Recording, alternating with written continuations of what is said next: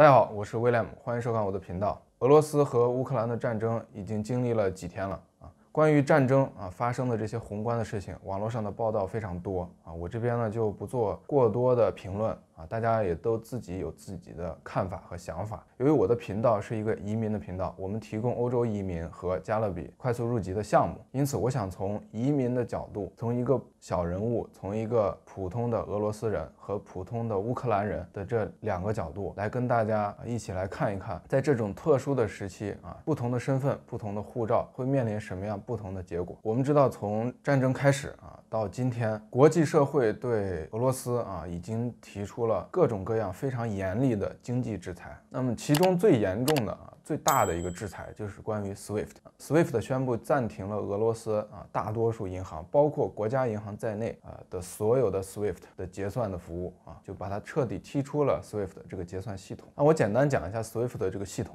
做一个简单的比喻呢 ，SWIFT 的这个结算系统相当于一个家的门牌号。如果我们要去汇钱你需要填写对方的门牌号和地址，填写之后，你的信件你的钱才能寄给对方。那如果把俄罗斯的这些主要的银行从这个结算系统SWIFT 这个 code 里面剔除之后呢，任何的钱任何的信件你就没有办法接收了，相当于呢物理的消失了人间蒸发了你从这个系统上就不存在了。所以这是一个非常严厉的制裁。对于普通老百姓来讲，假如你是一个生活在海外的俄罗斯人你需要花俄罗斯国内的银行卡在国外生活，那么在这个情况下你的银行如果被制裁了之后，你在国外就彻底断了经济来源你没有办法跟国内的银行发生任何的关系。你去买东西，不好意思，卡刷不了了你去取钱，不好意思，取不出来了。可以说是真的是影响了俄罗斯的每一个普通的人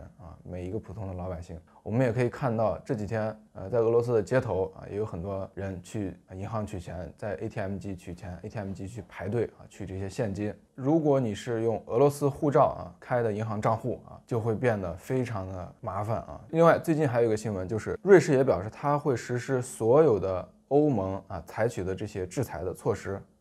包括对 Russian people 俄罗斯人和 companies冻结freeze 他们的 assets and punish the invasion。 我们依然把重点放到这个关键词上，就是 Russian people。 怎么样去界定这个人是不是 Russian people 呢？就是如果你在瑞士的银行里面开的户口开的银行账户是用俄罗斯的护照开的，那么不好意思，瑞士银行将会冻结你的所有的账户如果你是以俄罗斯公司的性质在瑞士银行开了银行账户，不好意思，你的所有的资产将被冻结。所以如果一个人只有俄罗斯的护照，用俄罗斯的护照作为一个底层身份到瑞士开离岸的账户在欧盟开离岸的账户甚至在英国开离岸的账户，在这次制裁下可以说是全军覆没。我们再看一个花旗银行花旗银行也公布了有 5.4个 billion 就是在花旗银行有54亿美金的俄罗斯的资产公布这个资产呢，潜台词很明显就是也要对其进行制裁。如果用俄罗斯的身份作为底层身份开这些银行账户，在花旗银行也是冻结另外我们看到前几天也爆出来有俄罗斯的船只在英国、法国这个境内也被截停或者是禁止入港如果这个船只现在是俄罗斯的船只，在很多世界的这些港口也没有办法停运。关于此类的新闻呢，还有日本日本也是近日宣布也是跟进相对应的制裁包括配合 SWIFT 和配合这些相关的资产的冻结。在航空方面呢，也很不幸如果是俄罗斯的航空，现在所有的欧盟，包括英国还有加拿大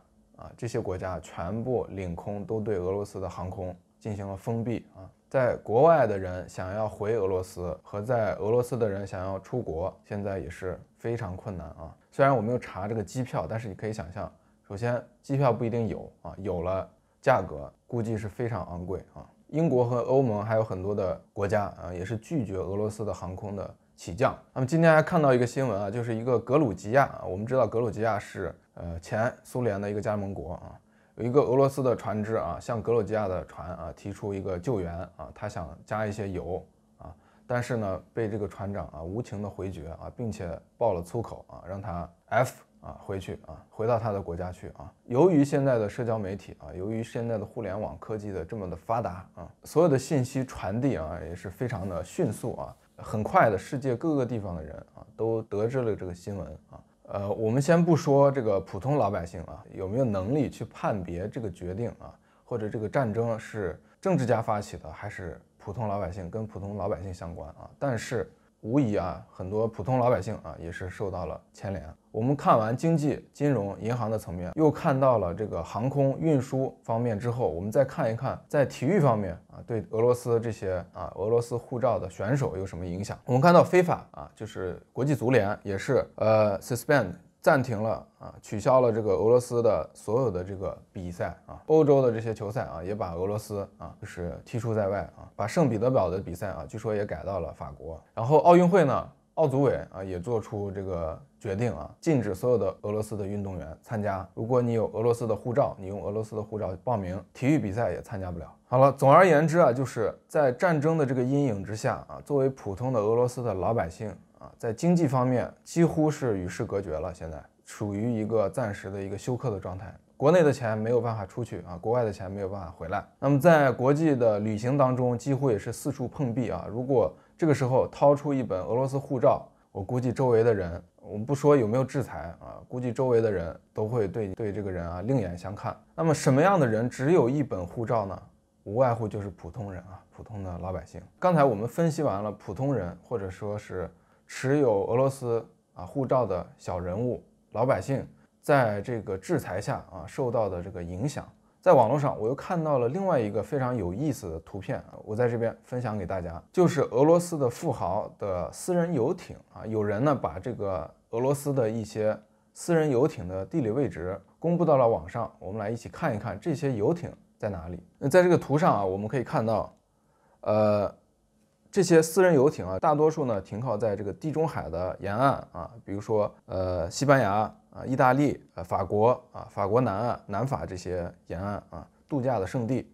还有就是欧洲大陆的北边比如说汉堡港这些，包括这个波罗的海这个港口这些旅游胜地那么还有一部分呢，我们可以看到是在这些游艇呢有在这个中东比如说迪拜这些土豪国家还有在马尔代夫在靠近印度的马尔代夫，这个也是世界著名的旅游胜地以及呢就是加勒比地区加勒比地区也汇集了这个大量的私人游艇比如说圣马丁安提瓜和巴布达我们之前有介绍过的。我们可以看到这个战争对普通人影响真的是可以说是毁灭性的影响但是对这些富豪来说似乎并没有阻止他们的出行他们依然还是活跃在这个世界的各个旅游胜地原因很简单，我刚才分析过，如果你只有一本俄罗斯护照在这个制裁的之下你基本上是寸步难行不要说是旅游了出国汇钱都成困难那么可以说这些富豪们已经早都一定不只有一个身份一本护照他们有可能有多个身份多本护照因此他们在这种情况下依然能够活跃在世界各地似乎呢也可以暂时的远离这个喧嚣之地那么分析完俄罗斯这边之后呢，我们来分析一下这个乌克兰如果在战争的这个情况下，乌克兰逃向这个乌克兰的周边的国家例如波兰那么波兰的政府呢也做出一个回应，就是也欢迎这些逃难的这些战争下的乌克兰的难民如果你有相关的乌克兰的身份证件那是最好的，你可以直接进入这个波兰的境内同时他们也提出有一个人文关怀，就是也欢迎你携带自己的宠物我们看到澳大利亚也提出了相应的政策也就是对乌克兰的这些移民的案件的审理呢特事特办加快它的审批我们也看到这个美国包括英国还有加拿大这些传统的发达国家也都纷纷表态那随时做好接收乌克兰这个难民的一个准备。由于现在是一个战争的特殊情况那么世界上这些主流的这些发达国家欧盟英国美国、加拿大、澳大利亚等等在内基本上都敞开怀抱接受乌克兰的这个难民，做好这个全方面的准备和应对可以说乌克兰如果持有乌克兰的护照或者有乌克兰的身份，在这种情况下啊，你可以到大多数的国家啊，大多数的国家也都是欢迎你的啊，去进行一个躲避。那么和刚才我们分析了，持有俄罗斯护照的普通老百姓来讲，可谓是冰火两重天啊。一个是几乎跌到了冰点啊，变成了一个不恰当的比喻啊，也就是几乎变成了过街老鼠啊。另外一方面呢，就是乌克兰呢，大家都非常的同情啊，伸出援手啊。那我的频道呢是一个移民频道，我们提供欧洲移民和加勒比快速入籍项目的相关服务啊。我想回到我们的主题，就是作为身份的规划和身份的底层身份的安排，我们看到了俄罗斯的这些富豪们。他们现在依然可以活跃在世界的各地啊，这些旅游胜地啊、度假胜地啊，依然可以坐着自己的游艇啊，四处的，即使不是游玩，至少也可以暂时离开这个战场啊。但是作为普通人来说，如果你只有一本护照啊，没有进行任何的身份规划啊，也没有海外的任何的身份，将会变得非常困难啊，钱取不出来啊，人出不去。因此啊，这件事情也给普通的我们身处在安全和和平时期的我们敲响了一个非常响亮的一个警钟啊，就是如何看待底层身份，如何配置一个新的身份啊，如何把自己的资产进行和安全的隔离。我想这是这件事情对每个人有价值的一个启发。我们提供的不仅仅是一本护照和一个身份啊，而是一个希望提供给你一个长远的、安全的、有未来的一个解决方案，希望引起看到这个视频的各位高度的重视。可以想象啊，如果在这种特殊的情况下，如果你是一个俄罗斯人啊，你有一本加勒比的护照啊，你可以用这第二本护照啊，在海外。首先，旅行可以自由的旅行。现在的随着这个疫情的好转啊，欧盟啊各个地方啊，旅行的禁令也基本上也解除了啊，你可以畅通的旅行啊。如果你的资产已经分配到了海外啊，用第二本护照持有了海外的房产、海外的存款啊，或者是海外的信托，那么情况就会大不一样啊。那这种制裁对你的影响就会很有限了不论怎么说战争的结果都是大家不愿意看到的也希望这件事情尽快的平息世界呢尽快的恢复和平。